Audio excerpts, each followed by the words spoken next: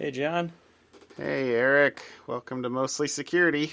How was your weekend? How was my weekend? My weekend was busy. I worked, not for work, but around the homestead pretty much all day on Saturday and then Sunday morning. And then Saturday or Sunday afternoon, my younger boy had a class get together out at a friend's house that or their cabin, but their cabin has a swimming pool. So we had, I don't know, 10 sixth graders around the swimming pool and younger siblings and stuff like that with squirt guns. And it was great fun. Controlled chaos. Yeah, with a little light emphasis on the controlled. Yeah. How about you? My excitement was my son decided he's been playing with weather. He's fascinated with weather.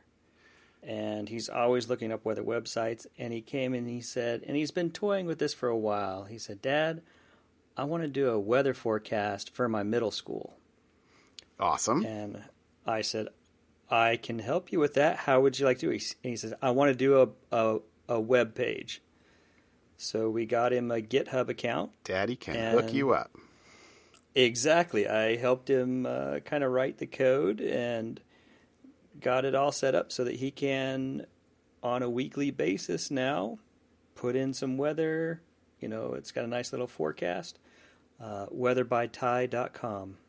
Weatherbyty.com. Fantastic. And it's just a GitHub Pages site, so completely free for us anyways. Right. And he can edit it. Yeah, and he can go in.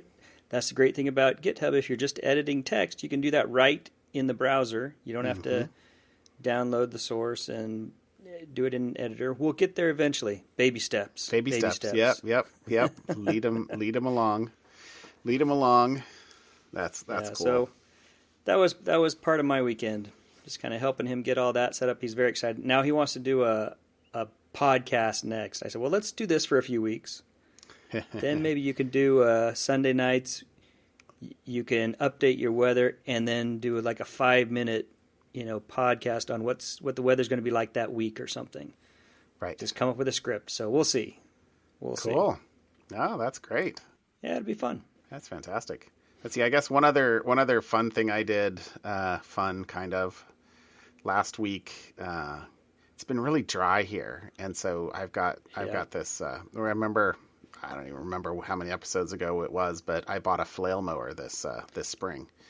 Yes. And one night might have been the weekend before last, but I was out like past dark. I was mowing out in a pasture, and I heard metal on metal, and I quickly shut it all off, and I had kind of hashed up my new flail mower. So what'd you hit? I don't quite know how it came off. I guess it just must have had a loose bolt or something like that. But there's kind of a roller at the back that had come off, and then there's an angle iron that floats on top of the roller. It's basically so if you're mowing in wet grass, the wet grass will stick to the roller, and then the angle iron is kind of a triangle on top of it, and it'll kind of scrape the grass off so it doesn't stick. And it was actually that angle iron was the main thing. So the somehow it got loose. Yeah, it got loose, and so it was an excuse to buy a tool, I guess. So last week I bought a grinder and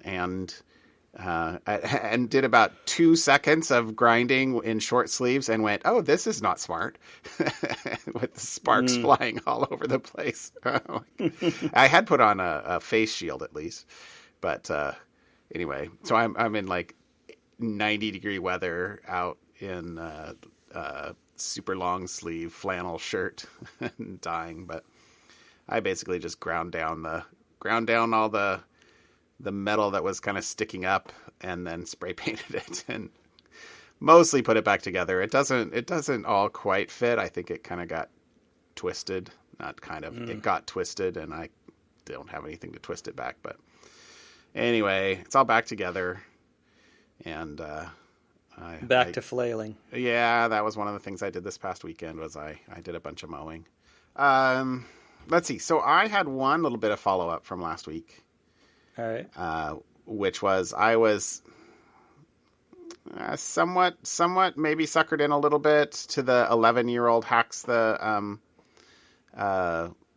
voting pages. Although, I haven't gone back and re-listened to exactly what I said. I thought I had said something about they were replicas, which is essentially, right. They weren't the real websites of the various states, but.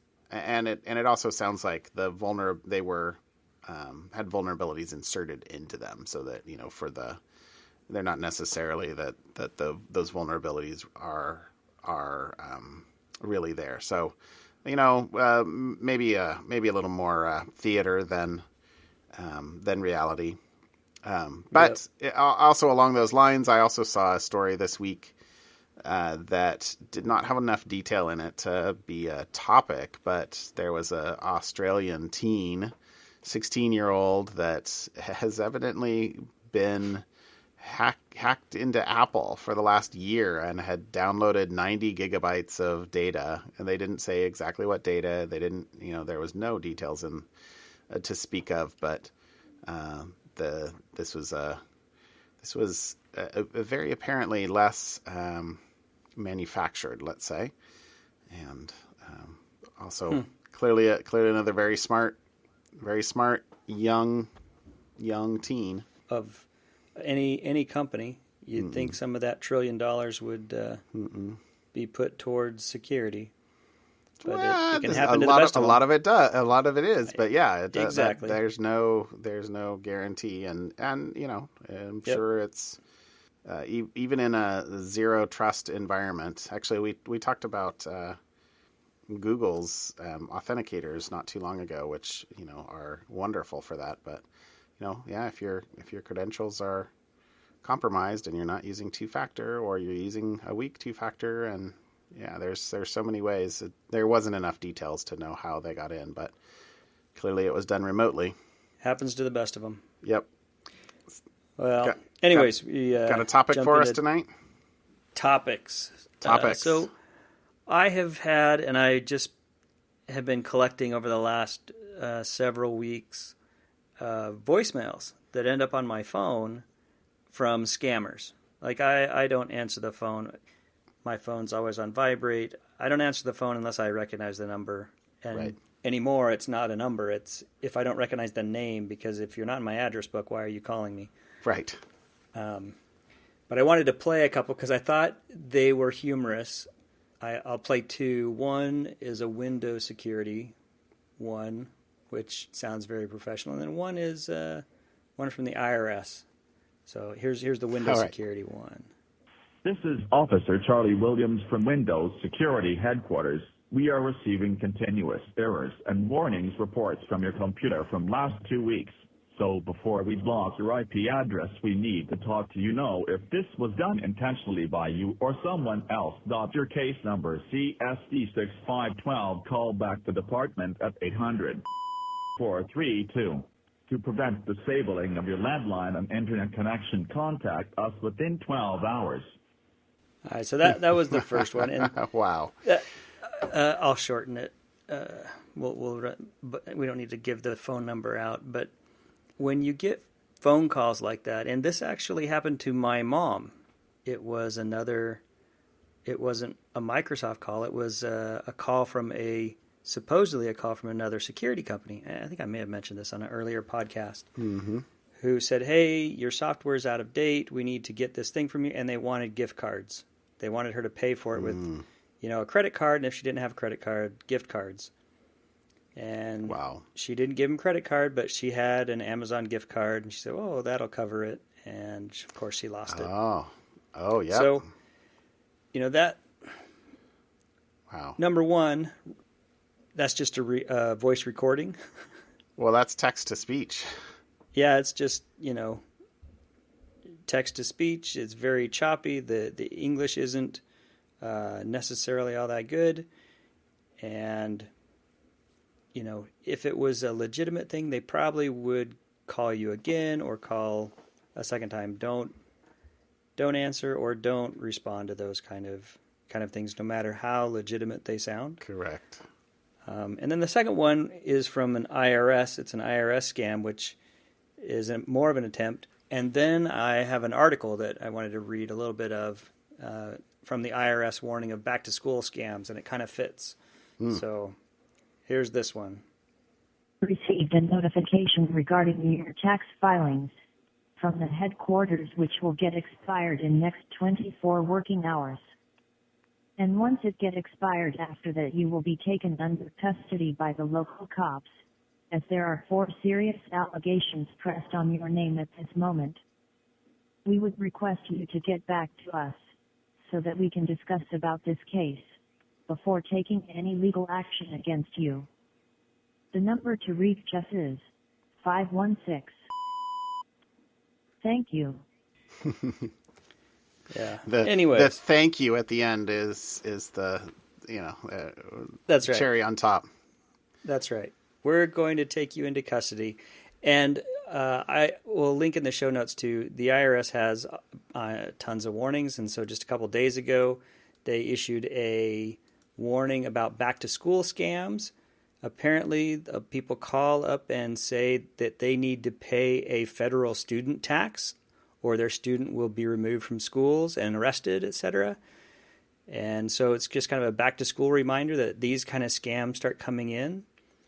But one of the things that it says in this, which just should be a reminder as well, is number one, it says the IRS will never call to demand immediate payment using any kind of specific payment matter. If you actually do owe taxes, the IRS will mail you first. And then number two, threaten to bring in local police or other law enforcement groups to have you arrested. That's exactly what that voice message said. Demand that you pay taxes without giving you the opportunity to question or appeal the amount they say you owe. That's, of course, your right. And ask for debit or credit card numbers. Anyways, so personally, I don't see with the ease and larger scale of spam and email, how successful are these kinds of attacks? Obviously they must be successful because I get probably 4 or 5 a month. Yeah. I've gotten them as well. Yeah, just continued reminders to, hey, if someone's calling you on the phone demanding money, just hang up. Yeah. If you really owe money, there'll be other ways that they'll come around, and it'll be much more pleasant. I guess one of the things, and I mean, there's an early sample program using Xcode or in Apple at least for doing text to speech. It's super simple.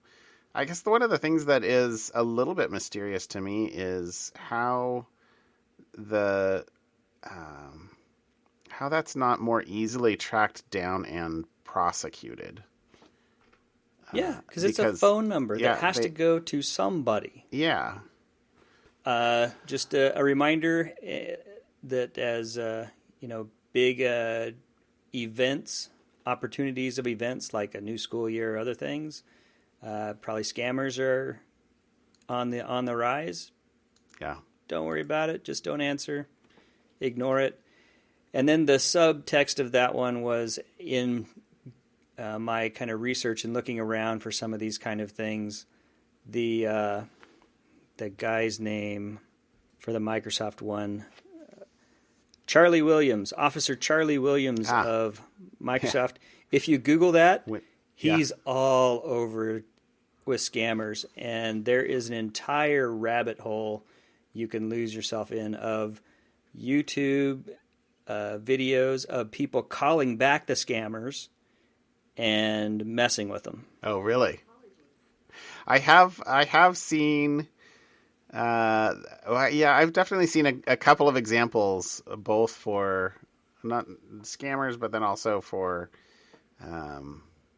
What was it? Yeah, Troy Hunt just like a few weeks ago had a big long chain of somebody who was trying to explain to him how to do SSL right, get a Oh yeah, an yeah, SSL yeah, yeah. cert for his website, and he anyway, Yes, strung him along for a strung while. along exactly for a good while. Just and it is anyway. But anyway, I guess the thing that's very different from selling pills via email spam is the traceability is has got to come back to something that's done in the States. These are local numbers, right? I mean, I have a phone number from a different state because I've had the same cell number for a couple decades, and I just know that nobody calls me from there anymore, and certainly nobody that I don't Right. have their phone number. And I probably get 1 or 2 phone calls a day. I still haven't gone to one of the robo blockers, which Right. maybe I need to, but it's amazing. And I know that some amount of that has got to be spoofing, but if they're putting in callback numbers, well, that's where that's just it, right? It's different from spoofing where the number's coming from. Because you can go on to Google Voice and get a number of any number. I have the UMA voice IP phone, and you can pick a phone number from anywhere. So I have a Washington, D.C. number that'll get to my UMA because you could pick like 3 numbers, and so I picked my phone number that I've always had for the home, and I picked, hey, why not pretend I'm from Washington, D.C.? Right. I don't know why, I just did.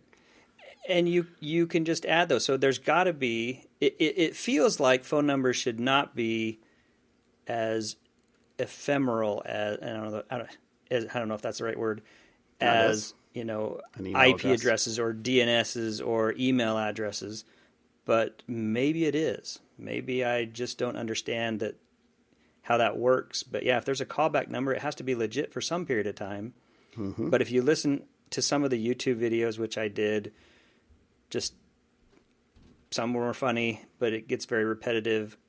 They're definitely talking to someone who's not a U.S., who's not an English as their native language person. Right. So, it's probably somebody who's getting paid minimum wage to work in a call center, and they don't know. Yeah. Who knows? But anyways. All right. Next topic. So this is done by Checkpoint, and we'll put the link in, but it was a fax machine exploit of at least Hewlett-Packard fax machines, and there's a couple of CVEs that are associated with this, but essentially what what they were able to do is send a fax to a fax machine, one of these all-in-one, like a HP all-in-one, Right. and via the image exploit a buffer overflow, get remote code execution, and then use the fax machine to turn around and penetrate the network and I think they used Eternal Blue to find a vulnerable system, and then in kind of the, let's say, the security theater portion of this, they Right. exfiltrated the data by sending the data back via the fax machine to themselves. So same in the spirit of what we just had. That's not something you'd really do in real life, but I mean, it made for a pretty nice demo, I'm sure. And they have a little 3-minute video here that's kind of cool that shows it. But I thought this was cool. The Checkpoint article is very in depth, which is awesome. And the other reason I guess I thought this was really cool is because I have a HP all-in-one right here, and it's one of the vulnerable models. I don't have it hooked up to a phone, so I say, when was the last time you actually sent a fax or received a fax? I don't remember. Probably. Let's see.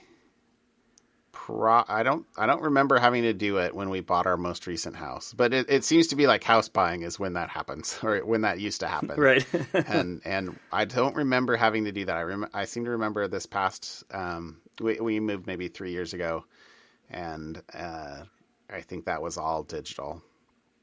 This whole write-up is incredible. The detail and isn't it awesome? Yeah. It's just fascinating that, let's send some fax data and see if we can when did faxes come out? Was it the 60s, 70s? I think 70s. Earlier? Blah, blah, blah, blah. I don't know. Now you're dating me. They were well in use in the 80s, though. Yeah. So, and fax machines were everywhere. And so exploiting technology that has been probably not kept up to date or kept current in 20 plus years. Right. Well, That's amazing. For sure the protocol is really old.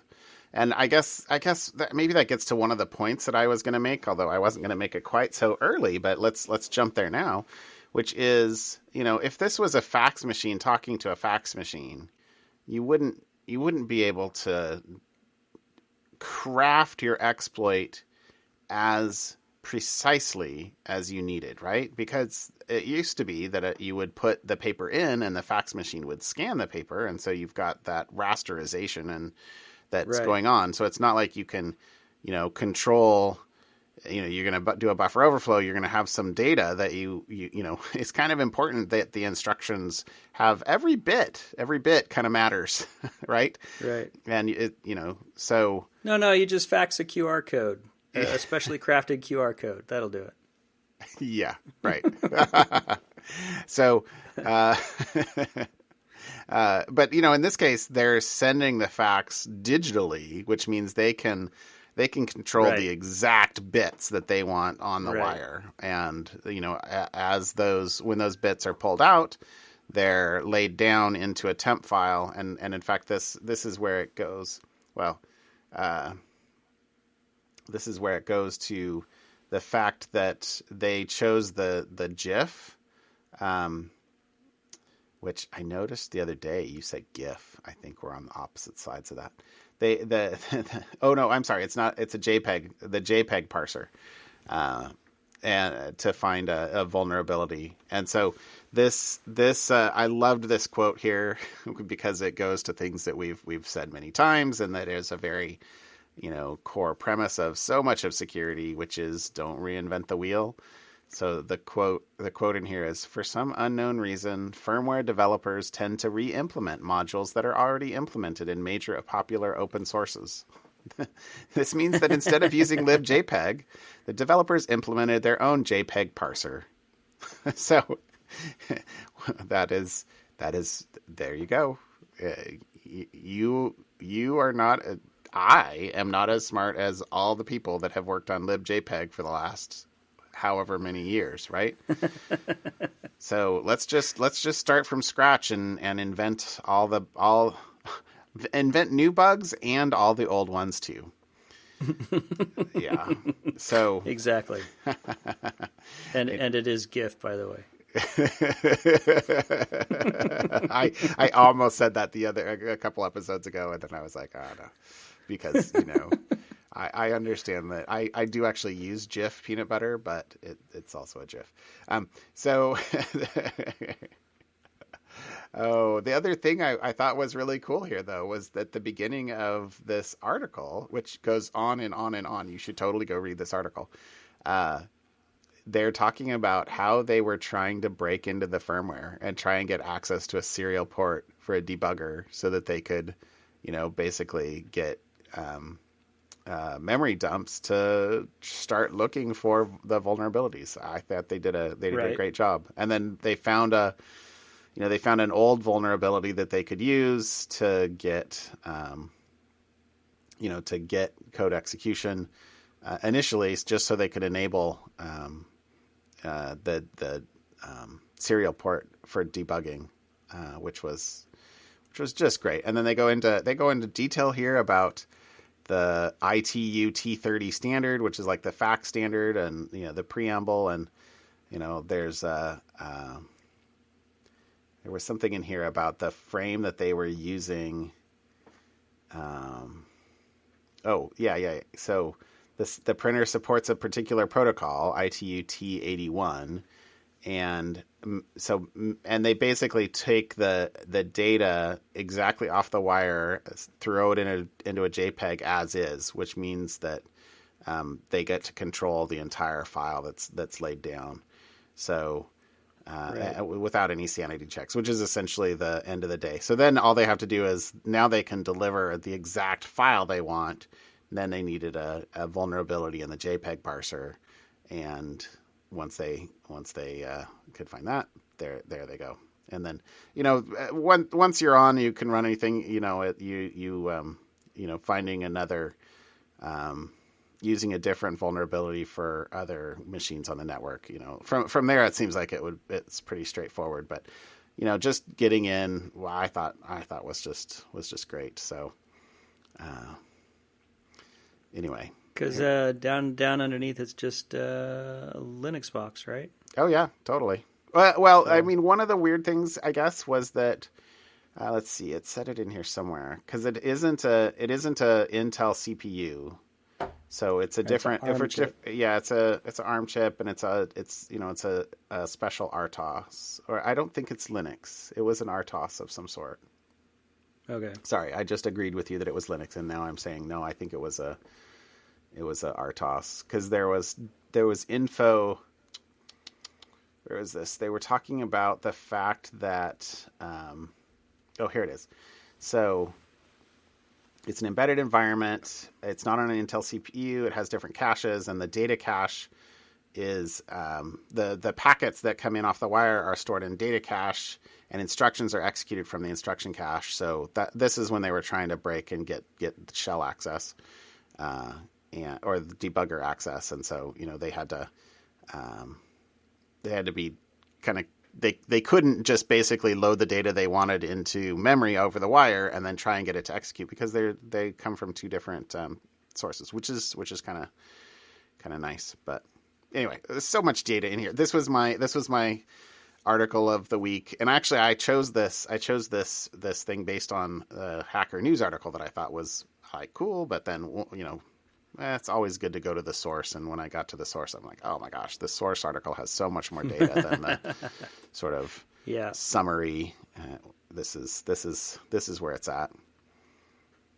So cool. So yeah, and now I have to, just like I guess I did a few weeks ago with my QNAP, I need to go kick off a upgrade of my firmware on my HP. I'll have to check mine.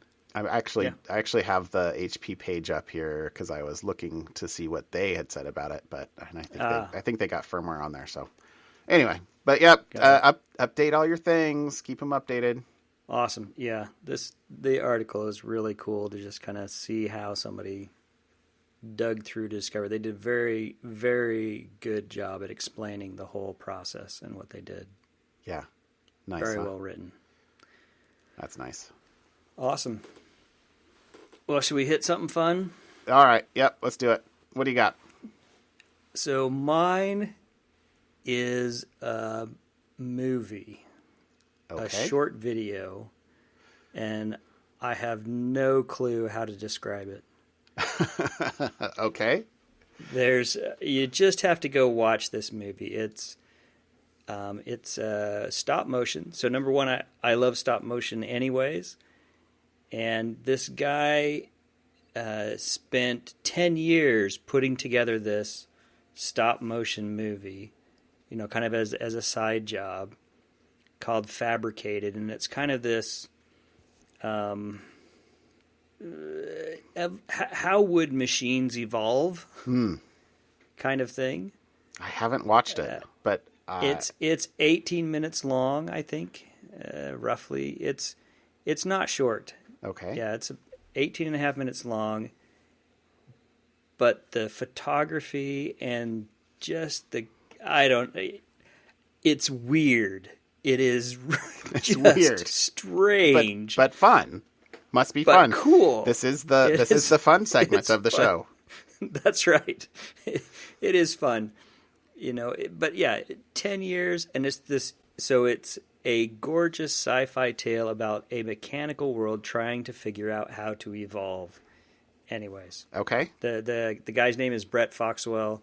We'll link to the site that has the video that explains. They had a short Q&A with him, how he came up with it, some of his inspiration. But yeah, anyways, that's my something fun. It's on Vimeo. The Gizmodo article we'll link to. Okay. It's just oddly cool.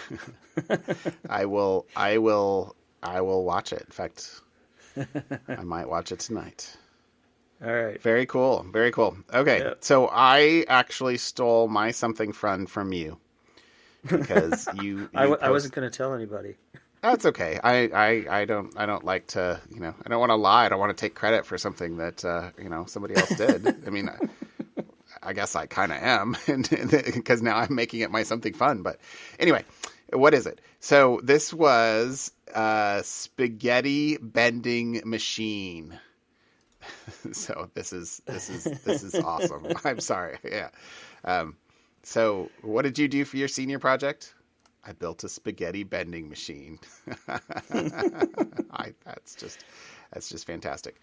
So the deal is that, and you should try this at home. You go take out a box of spaghetti and try to take one noodle and try to bend it. And can you get it to break in just two pieces? And if you fail, then try again. And The answer is no, you can't. Keep going.